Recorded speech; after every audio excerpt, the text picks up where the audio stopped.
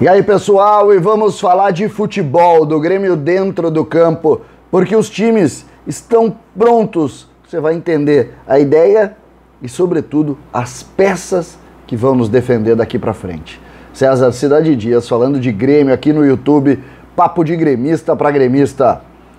As novelas estão terminando, agora é hora de olhar para dentro do campo. E o Grêmio tem notícias também nesta linha, dentro do campo. O que tem acontecido nos treinos, o que aconteceram nos amistosos da transição e, sobretudo, os times que vão nos representar a partir de quarta-feira, quando começa o Gauchão, os 2 primeiros jogos com um time, a partir daí, o time de Wagner Mancini.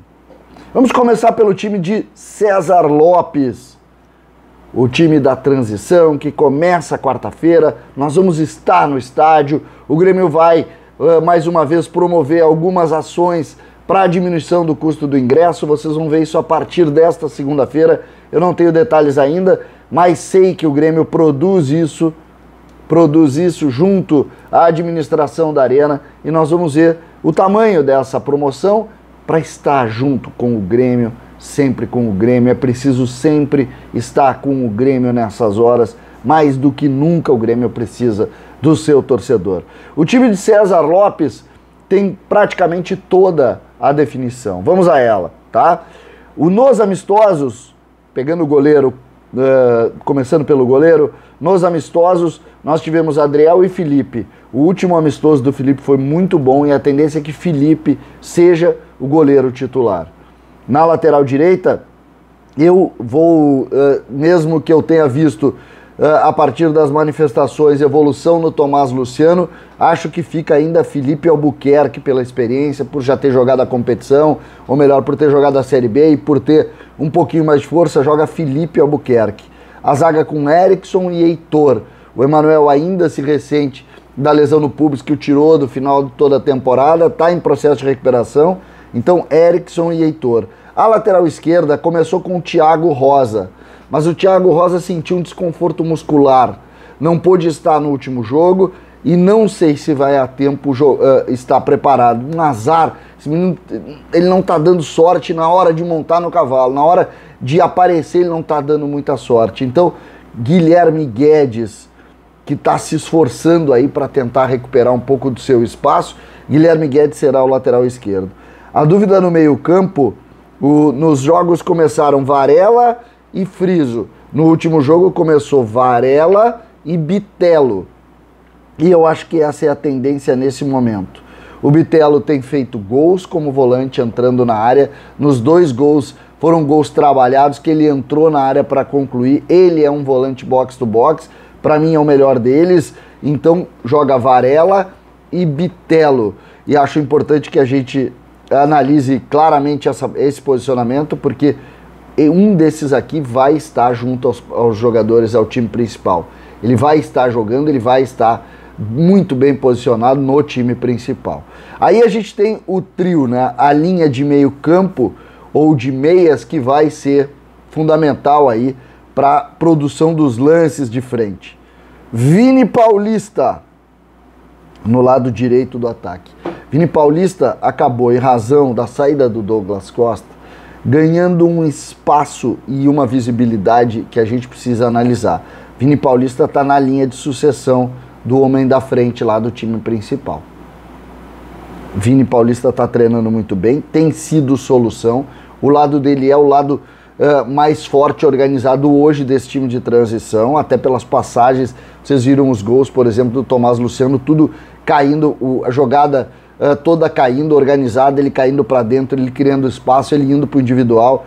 Vini Paulista, anotem esse nome. Pedro Lucas, mais do que confirmado, confirmadíssimo eu diria, também no time principal. Rildo, o homem pela esquerda, a gente tem muita expectativa para ver o Rildo em ação.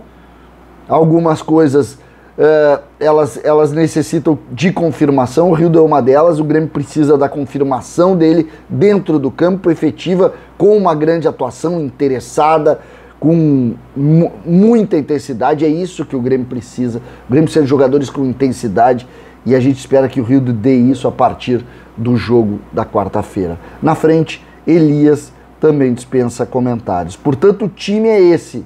O time que começa o gauchão de transição é esse aqui. Uma surpresa além dessas, eu não acredito. E aí a gente vai para os trabalhos de Wagner Mancini, porque 8 dias depois começa esse.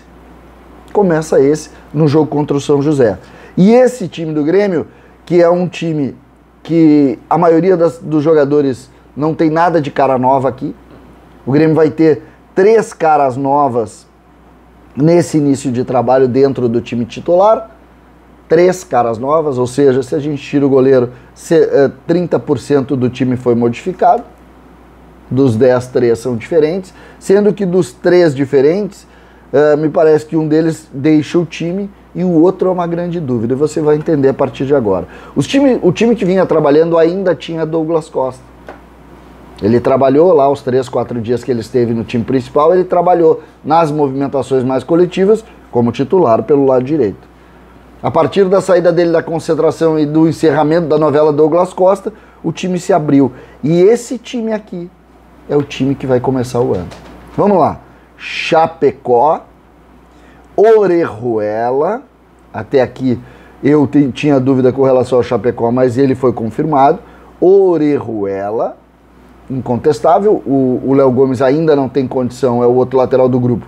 Os outros estão na transição, estão fazendo testes, entre aspas, para ver. O Lucas Cauã está aqui, mas não é a hora dele ainda. Aí nós temos Jeromel, Bruno Alves,